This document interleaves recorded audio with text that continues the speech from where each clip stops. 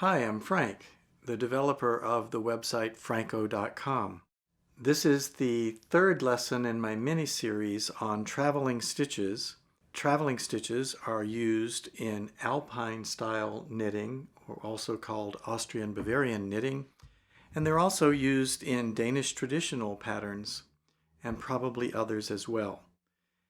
I'm showing how to do traveling stitches as easily as possible, as quickly as possible, so that when you produce a work like this, it doesn't take you forever to pick up cable needles and put them down and find them and all of that.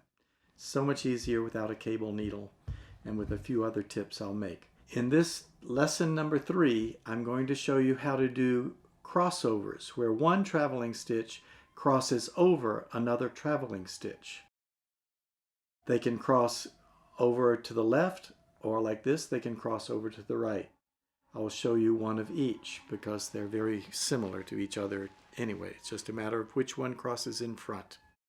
So I've produced this little swatch, and I'm going to have these traveling stitches cross over and these traveling stitches cross over each other. One will cross to the right, the other will cross to the left.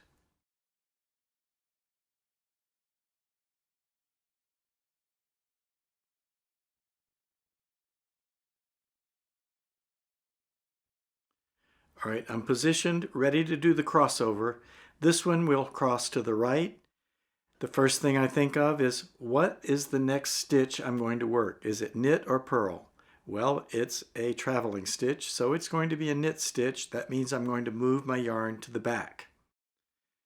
Then I'm going to that second stitch, and because it's crossing over to the right, I want it to cross over in front of this stitch, so I'm going to grab it in the front. Grab it in the front. In the same way as I've done in other videos, I pull both stitches off, swap them on the left needle, but I keep my right needle in the second stitch that's now the first stitch, and it's in a position to knit it through the back. As being a traveling stitch, it should be knit in the back, so I just go ahead and knit it. The second stitch is also a traveling stitch, so I'm going to knit that in the back as well.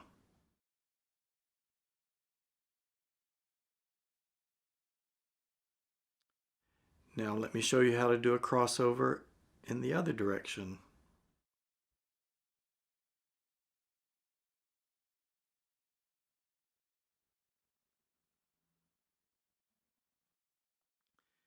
The first one was a crossover where it crossed over to the right. This will be a crossover to the left.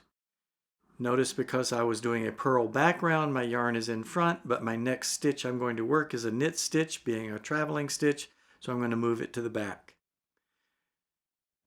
Because I want the traveling stitch to travel to the left, that means the one on the right will cross over the one on the left.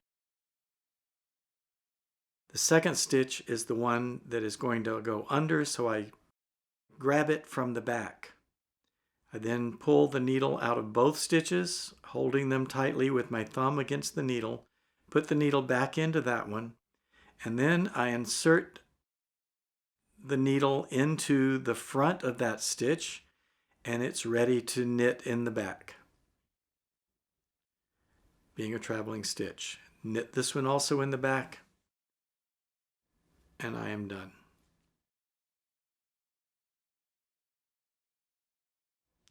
So we've produced a crossover to the right and a crossover to the left.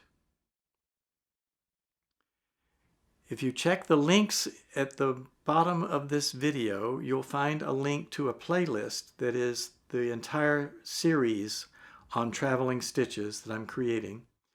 Or you can find a link to the next lesson in the series, which is a 3-way crossover, where 3 different traveling stitches all cross each other. Now we're getting into the advanced stuff.